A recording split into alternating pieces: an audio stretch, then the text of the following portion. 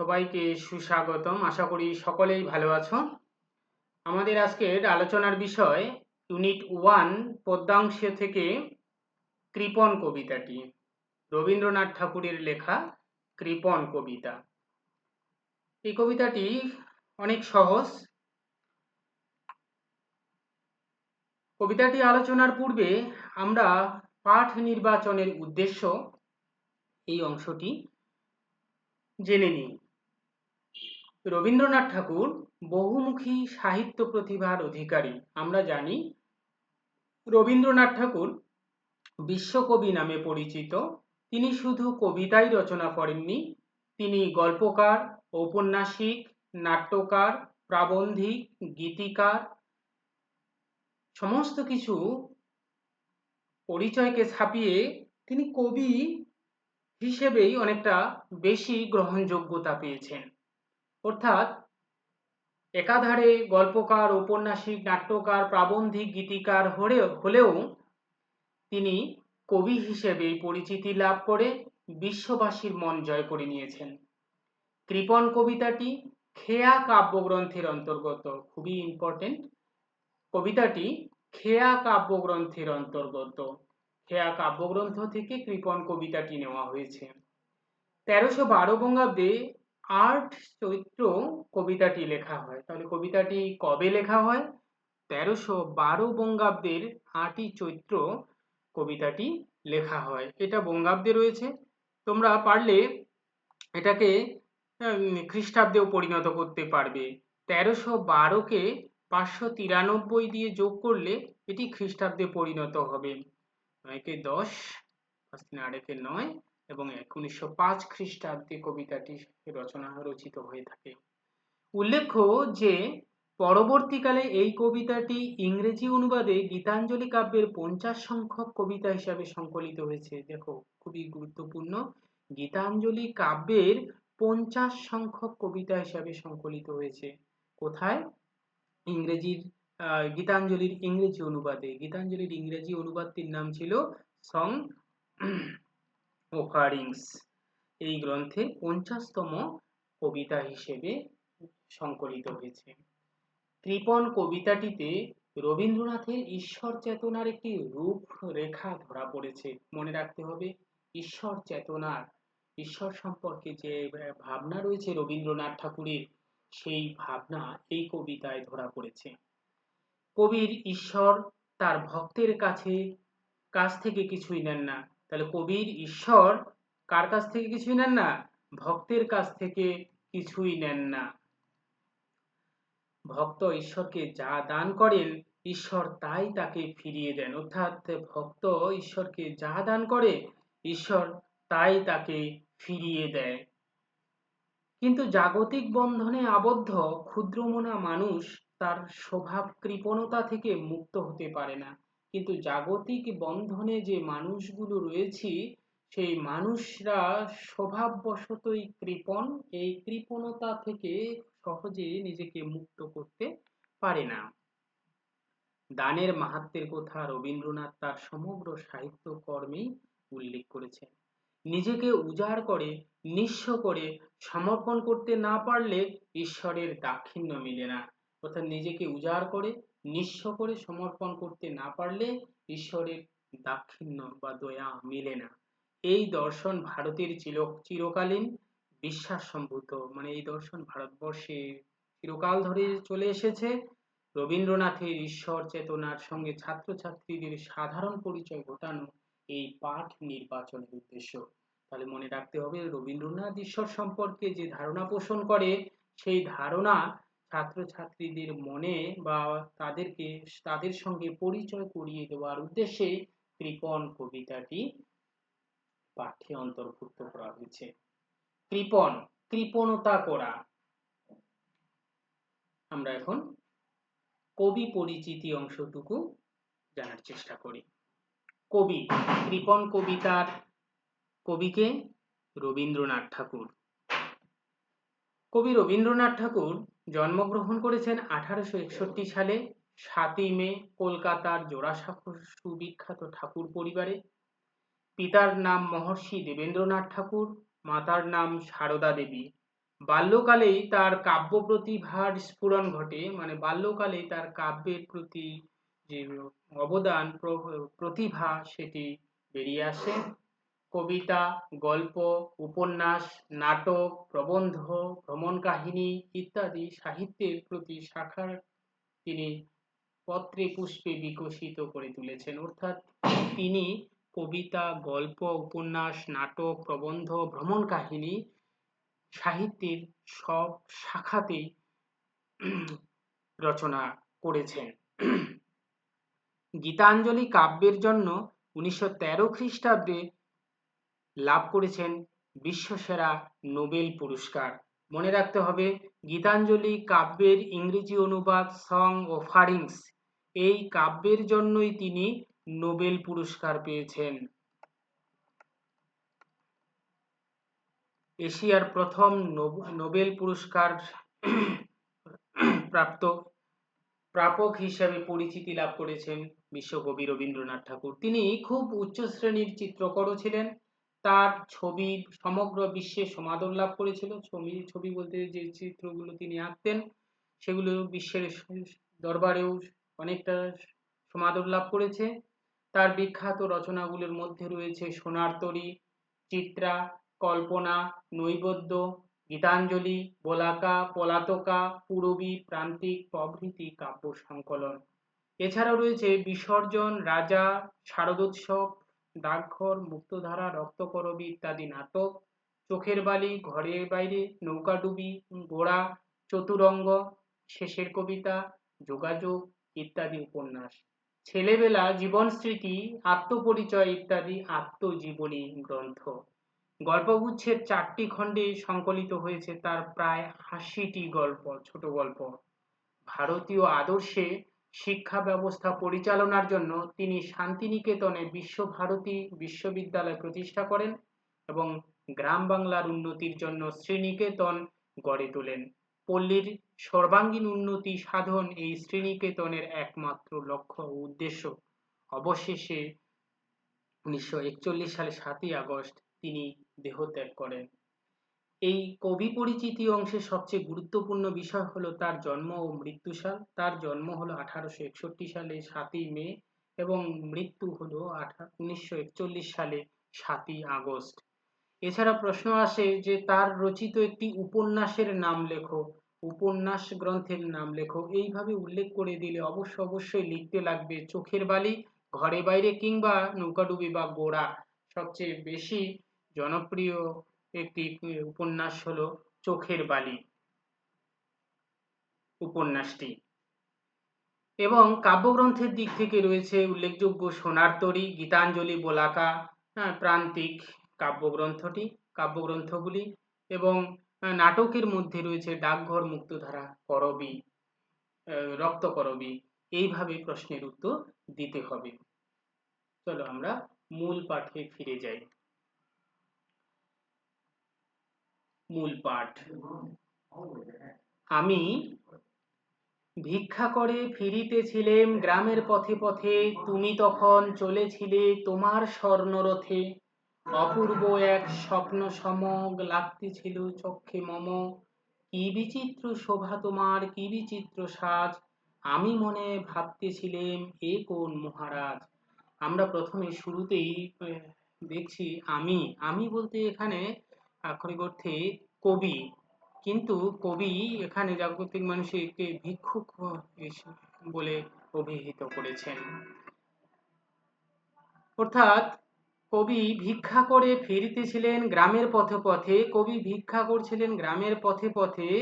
তখন তুমি বলতে এখানে রাজা বা রাজকে বলেছেন যে মহারাজ স্বর্ণরথে চড়ে এসেছিলেন।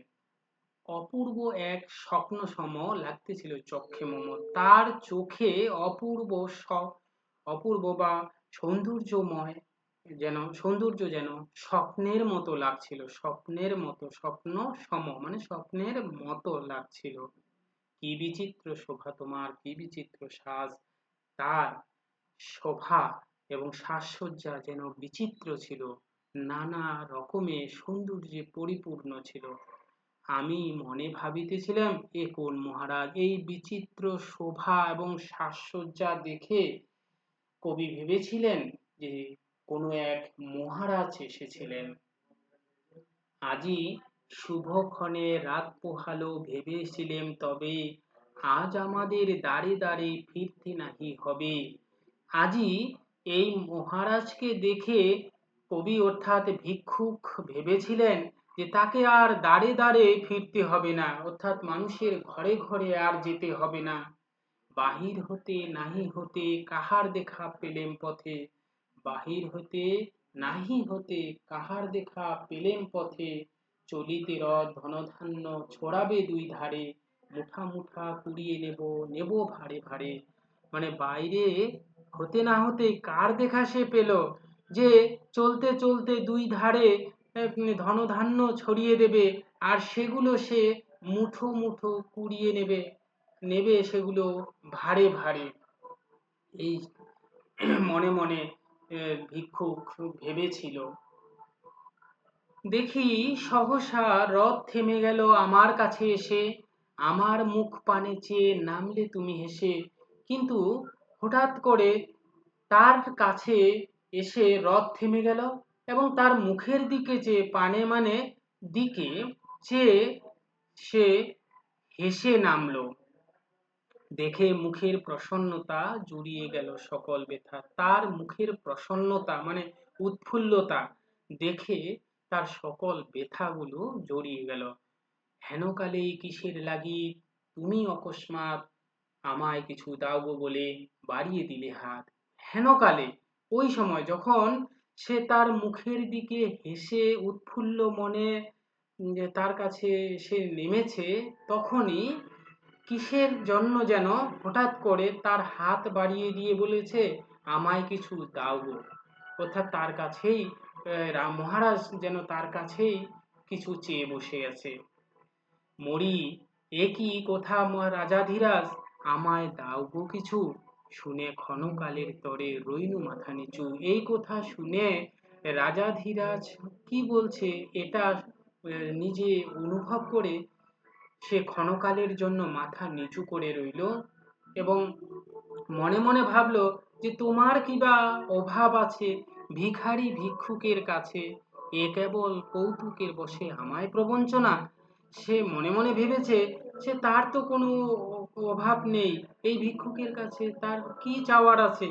এটা হয়তো সে কৌতুকের বশে তাকে প্রবঞ্চনা করছে, ব্যঙ্গ করছে। তাই ঝুলি হতে দিলেম তুলে একটি ছোট কোনা, তাই ঝুলি থেকে একটা ছোট্ট কোনা তাকে তুলে দিল। যবে পাত্রখানি ঘরে এনে উজাড় করি, একই ভিক্ষা মাঝে একটি ছোট সোনার কোনা দেখি। কিন্তু যখন পাত্রটা ঘরে এনে উজাড় করেছে, তখনই সেই ভিক্ষার মাঝে একটা ছোট্ট কোনাকে সে দেখতে পেয়েছে, সোনার কোনাকে সে দেখতে পেয়েছে। দিলেম যা রাজ ভিখারি রে স্বর্ণে হয়ে এলো ফিরে। তখন সে ভেবেছে রাজ ভিখারিকে যেটুকু স্বর্ণ সে দিয়েছে সেটাই এখন স্বর্ণ হয়ে ফিরে এসেছে। সে রাজ ভিখারিকে যে ছোট্ট কোনাটি দিয়েছিল সেই ছোট্ট কোনা আকারে স্বর্ণ হয়ে তার পাত্রে ফিরে এসেছে। তখন কাঁদি চোখের জলে দুটি নয়ন ভরে। তখন সে নিজের ভুল বুঝতে পেরে দুই নয়ন ভরে কান্না করেছে। তখন ভেবেছে তোমায় কেন দিইনি আমার সকল শূন্য করে। তখন আক্ষেপ করেছে, ভেবেছে যে তাকে কেন সম্পূর্ণ উজাড় করে দিতে পারেনি, শূন্য করে তাকে দান করতে পারেনি। এখানেই বোঝা যাচ্ছে কবি রবীন্দ্রনাথ ঠাকুরের ঈশ্বর ভাবনার একটি দর্শন। শুরুতেই বলেছিল যে তার ভক্ত কবির ঈশ্বর তার ভক্তের কাছ থেকে কিছুই নেন না, ভক্ত ঈশ্বরকে যা দান করেন ঈশ্বর তাই তাকে ফিরিয়ে দেন। কিন্তু জাগতিক বন্ধনে আবদ্ধ ক্ষুদ্রমনা মানুষ তার স্বভাব কৃপণতা থেকে মুক্ত হতে মুক্ত হতে পারে না। এখানেও ঠিক একইভাবে ভিক্ষুক, সাধারণ ভিক্ষুক গ্রামের পথে পথে ফিরেও তার ভিক্ষার ঝুলি পরিপূর্ণ করেছে। সেই ভিক্ষাও তার নিজের নয়। তা সত্ত্বেও মহারাজকে মহারাজকে সে তার সেই ভিক্ষা পাত্র উজাড় করে দান করতে পারেনি। সেও জাগতিক মানুষের মতো ক্ষুদ্রমনা, সে তার স্বভাব কৃপণতা থেকে মুক্ত হতে পারেনি। এখানে আসলে প্রকৃত কৃপণ হলো সেই ভিক্ষুক, রাজা বা রাজাধিরাজ নয়। অর্থাৎ প্রশ্ন যদি আসে যে এই কবিতায় আসলে প্রকৃত ভিক্ষুক কে, অবশ্যই বলতে হবে এখানে প্রকৃত ভিক্ষুক হলো গ্রামের পথে পথে ফেরা সেই সাধারণ ভিক্ষুক, যে তার নিজের ভিক্ষা পাত্রে থাকা সেগুলো নিজের না হয়েও উজাড় করে দান করতে পারেনি। আশা করি বিষয়টি ক্লিয়ার হয়েছে। আমরা পাঠবোধ অংশে আরেকটু বিষয় জেনে নিই।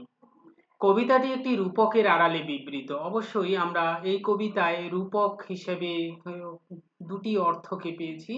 বাইরের অর্থে দেখানো হয়েছে যে একজন ভিক্ষুক পথে পথে ভিক্ষা করতে গিয়ে মহারাজকে স্বর্ণরথে চড়ে আসতে দেখে।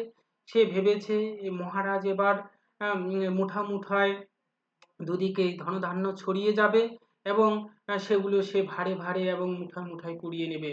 তার ফলে তার সমস্ত ব্যথা বেদনা দূর হবে, মানুষের ঘরে ঘরে দাঁড়ে দাঁড়ে আর তাকে ফিরতে হবে না। কিন্তু হঠাৎ করে সেই রাজাধিরাজ তার সামনে এসে হাসি মুখে নামে এবং হঠাৎ করে তার দিকে হাত বাড়িয়ে আমায় কিছু দাও গো বলে হাত বাড়িয়ে দিয়েছে। তখন সে ভেবেছে তার কাছে, এই ভিখারি ভিক্ষুকের কাছে কি পাওয়ার আছে, হয়তো তাকে প্রবঞ্চনা করছে, ব্যঙ্গ করছে। এই ভেবে সে নিজের ঝুলি থেকে একটি ছোট কোনা তুলে দিয়েছে। এই ছোট কোনা তুলে দিয়ে যখন বাড়ি ফিরে এসে তার পাত্রখানি উজাড় করে দেখেছে একই রকম ভাবে ছোট্ট কোনাটি যেন স্বর্ণে পরিণত হয়েছে, তখন সে আক্ষেপ করেছে, চোখের জলে নিজের নয়ন ব্যথা বেদনাকে প্রকাশ করেছে এবং নিজের অনুশোচনা করতে পিছপা হয়নি।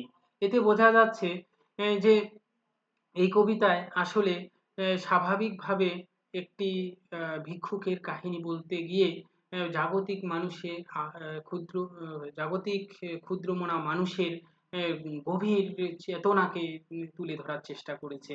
এই জন্য রূপক কবিতায় দুটি অর্থ থাকে, একটি বাহ্যিক অর্থ, একটি আভ্যন্তরীণ অর্থ। এই আভ্যন্তরীণ অর্থটি যখন মুখ্য হিসেবে গণ্য হয় তখন সেই কবিতাটিকে রূপকধর্মী কবিতা বলা হয়ে থাকে। আমরা এখানেও ঠিক একইভাবে জানবো যে কবিতাটি আসলে রূপকধর্মী একটি কবিতা। এক ভিখারির সঙ্গে রাজভিখারির সাক্ষাৎ হয় পথের মাঝে। আমরা প্রথম স্তবকেই জেনেছি রাজভিখারি স্বয়ং ঈশ্বর। এখানে যে স্বর্ণরথে চড়ে আসা মহারাজ আসলে ঈশ্বর, মহামহিম ঈশ্বর তুচ্ছ ভিখারির সামনে হাত পেতেছেন।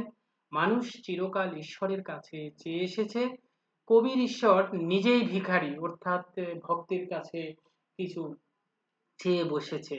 তিনি ভক্তের দানের মুখাপেক্ষী, অর্থাৎ ভক্ত কি দান করবে তার দিকে চেয়ে থাকে। নিজেকে উজাড় করে সবটা বিলিয়ে না দিলে তার কাছে কিছুই পাওয়া যায় না। কবির ঈশ্বর, আমরা প্রথমে ভূমিকা অংশে জেনেছি যে কবির ঈশ্বর যা কিছু নেন উজাড় করেই নেন। আবার প্রত্যাশায় যে দান তাকে কবি কখনোই সমর্থন করেন না। আবার দান করলে সেখান থেকে যে প্রত্যাশা আশা করা সেটি আবার কবি সমর্থন করেন না। কৃপণের সঞ্চয়ে ঈশ্বরের সন্তুষ্ট হন না, অর্থাৎ কৃপণ যিনি সমস্ত কিছু শুধু সংগ্রহে রাখতে চান তার সঞ্চয়ে ঈশ্বর সন্তুষ্ট হন না। সঞ্চয়ের পাত্র নিঃশেষ করে তাকে দান করতে না পারলে তার দাক্ষিণ্য গ্রহণের ঠাঁই সংকুলান হয় না। অর্থাৎ তার সঞ্চয়ের পাত্র যদি নিঃস্ব হয়ে উজাড় করে দান করতে না পারে তাহলে ঈশ্বরের আশীর্বাদ মেলে না। এই কথাটি এই কবিতার মাধ্যমে আসলে তাৎপর্যভাবে বুঝিয়ে দেওয়ার চেষ্টা করেছে। আশা করি কবিতাটি বুঝতে অসুবিধে হয়নি। এর বাইরেও যদি অসুবিধা থাকে অবশ্যই লিখে জানাবেন। ধন্যবাদ সবাইকে।